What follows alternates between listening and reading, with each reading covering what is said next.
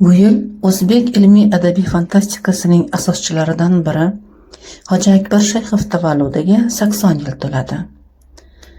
Hoji Akbar Shayxov asl ismi Hoji Akbar Islom Shayx 1945-yil 25-martda Xitoy Xalq Respublikasining Shinjan viloyatidagi Chugochak shahrida tug'ilgan.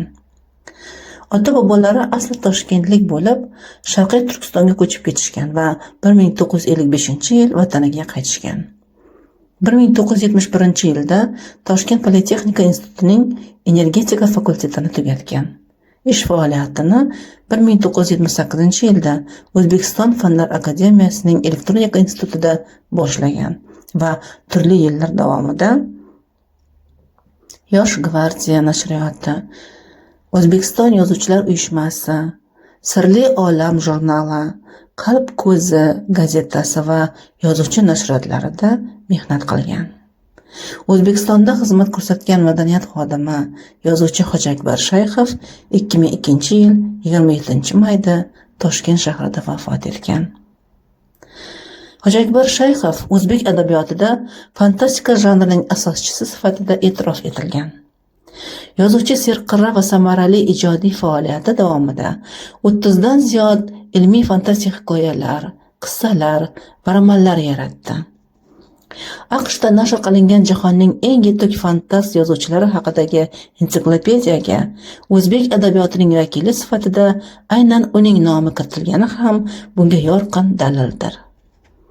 Hoji Akbar Shayxov asarlarida ezgulik va yovuzlik, to'g'rilik va egrilik, bag'rikenglik va xudbinlik o'rtasidagi kurash ilmiy fantastik shakllarda o'ziga xos yo'sinda aks ettirilgan.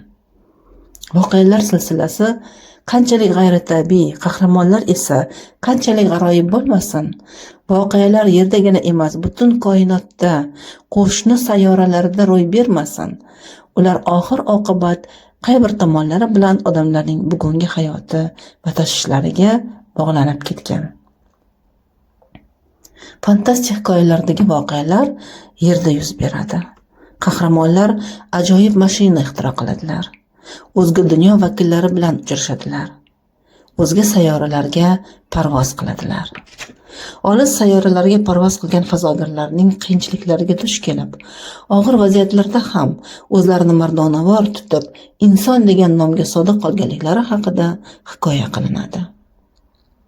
Kutubxonamizdagi mavjud mazkur kitoblar keng kitobxon ommasiga mo'ljallangan bo'lib, ilmiy ommabop va ilmiy fantastik voqealar ixlosmandlariga ajoyib tuhfa bo'ladi deb umid qilamiz. Sizlarni kutubxonamizda kutib qolamiz.